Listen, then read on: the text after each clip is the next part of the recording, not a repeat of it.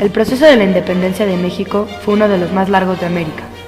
La Nueva España permaneció bajo el control de la corona por 3 siglos. Sin embargo, a finales del siglo XVIII, ciertos cambios en la estructura social, económica y política de la colonia llevaron a una élite ilustrada a reflexionar acerca de su relación con España.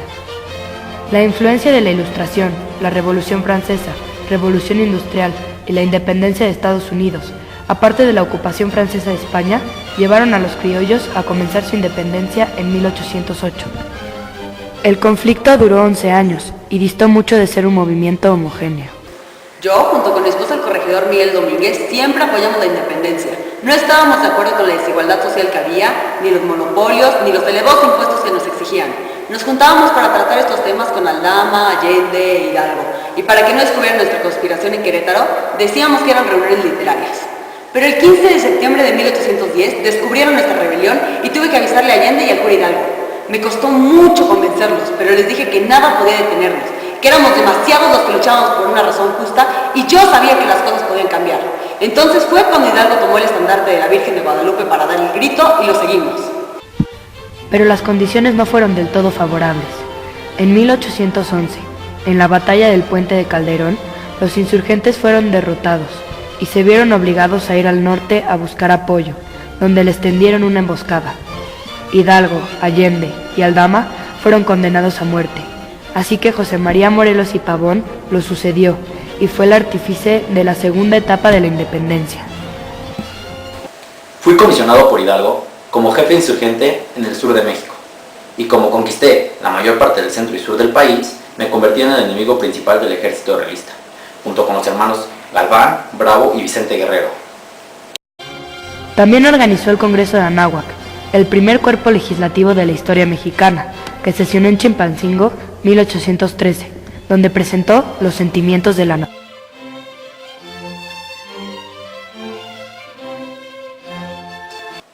El 14 de septiembre fue el día que los presenté. Ahí se declaraba la independencia de América de España y reafirmaba la religión católica como única. Prohibió la esclavitud, castas y pago de tributos, tratando de lograr una mayor igualdad social. Me nombraron con el cargo de generalísimo, pero no lo acepté. Preferí que me llamaran siervo de la nación. El Congreso aprobó el 22 de octubre de 1814, en Apatzingán, la primera Constitución de México, inspirada en la francesa de 1793 y la española de 1812. Fue dada a conocer por el Congreso, pero jamás entró en vigor. Tras varias derrotas que sufrió Morelos, en 1815 fue capturado, juzgado y finalmente fusilado el 22 de diciembre de ese año. Pero, en 1817, continuó la lucha armada con Mier y Terán, Vicente Guerrero, Torres y Francisco Javier Mina. Hacia 1820, solo quedaban algunos núcleos rebeldes, sobre todo en la Sierra Madre del Sur y en Veracruz. Por esas fechas, Agustín de Iturbide pactó alianzas con casi todas las fracciones y se consumó la independencia el 27 de septiembre de 1821. España no la reconoció formalmente hasta diciembre de 1836 y de hecho intentó reconquistar México, sin éxito. En 1821, Agustín Iturbide promulgó el Plan de Iguala o de las 3 garantías: religión, independencia y unión. Yo me llevaba mucho con Vicente Guerrero y nos conocían como el Ejército Trigarante. El 24 de febrero promulgamos el Plan de Iguala, en donde se declaraba la independencia de México. Más tarde, a los 3 principios de los que hablábamos en el plan se les conoció como las 3 garantías. También proponíamos la creación de una junta gubernativa en la que se decidía quién iba a gobernar. Se nombró una regencia y convocamos cortes para elaborar una constitución. Pero fue hasta agosto de 1821 cuando el virrey Juan de O'Donojú firmó el Tratado de Córdoba, que ratificaba el Plan de Iguala. Ahí fue cuando se consumó la independencia y tuvimos nuestra entrada triunfal en la Ciudad de México.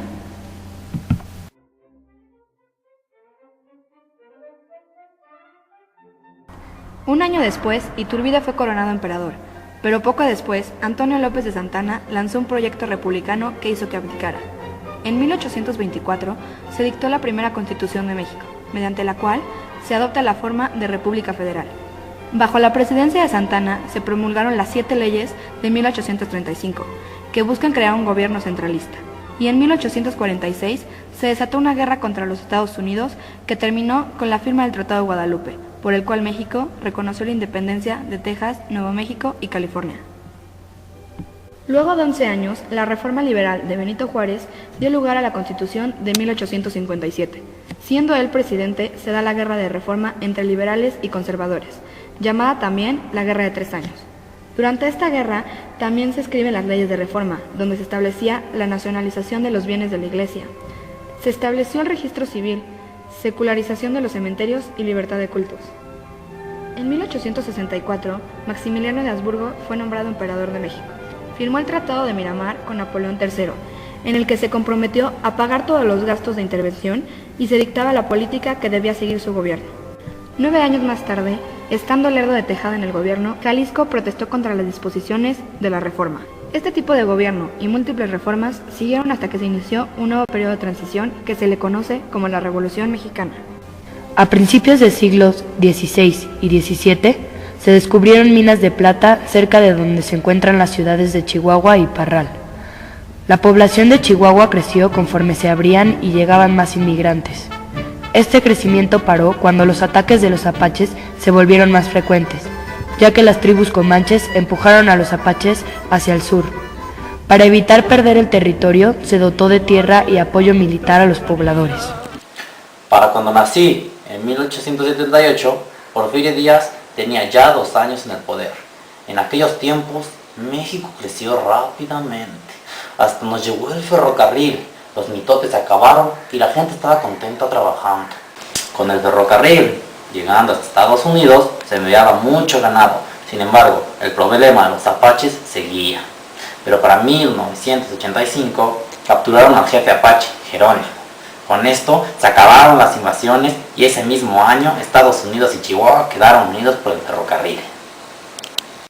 La gente del gobernador Terraza se hacía cada vez más rica y los americanos empezaron a invertir. El precio de las tierras subió y la gente que vivía de la tierra pagó las consecuencias. El gobierno les fue quitando sus tierras y vendiéndolas a grandes inversionistas. Ahí la gente no aguantó más.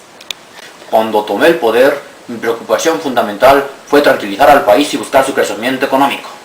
El país estaba muy revuelto y se necesitaba mano firme para acabar con los levantamientos y crear un fin más para que los extranjeros invirtieran. Políticamente, favorecía a aquellos hombres que garantizaban el control y la tranquilidad de los diferentes estados y territorios para que llegaran al poder.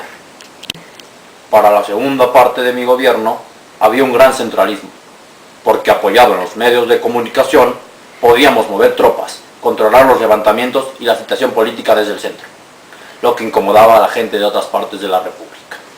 Estábamos acostumbrados a pelear por nuestras tierras y organizamos guerrillas contra el gobierno. Villa conoció en el Hotel Palacio de Chihuahua a Francisco I. Madero, quien solo aspiraba por la vicepresidencia, pero luego se apartó de él para buscar la presidencia. En el tecolote engañé a las tropas del general Navarro poniendo sombreros sobre estacas para simular un contingente mayor. Estuve presente en la toma de San Andrés, Santa Rosalía y Ciudad Juárez, donde estuve al mando del general Victoriano Huerta. El 20 de noviembre de 1910 iniciamos el movimiento revolucionario con levantamientos en Chihuahua y con ayuda de Zapata en Morelos y de los Figueroa en Guerrero. Es entonces cuando Madero sube a la presidencia. El 10 de mayo de 1911, Pascual Orozco y Pancho Villa tomaron Ciudad Juárez, y fue el triunfo de la lucha maderista, donde se firman los tratados de paz conocidos como Tratados de Ciudad Juárez. Francisco León de la Barra asume el poder interinamente. Renuncié a la presidencia de México luego de más de 30 años de ocupar el poder. Después partí al exilio. Madero hace su entrada triunfal en la Ciudad de México en junio de 1911. En octubre de ese mismo año se celebran las primeras elecciones libres para elegir presidente de la República. Madero obtiene 19.997 votos contra 87 que alcanzó León de la Barra. Emiliano Zapata proclamó el Plan de Ayala el 25 de noviembre de 1911. Me acuerdo porque en ese año nació mi abuelita. Pero bueno, ahí se trataba el problema agrario con el lema Tierra y Libertad, y que se levanten armas contra Madero acusándolo de haber incumplido el Plan de San Luis, donde prometía sufragio efectivo, no reelección. El 26 de septiembre de 1912 inicia sesiones la Cámara de Diputados, electa por primera vez de una manera libre.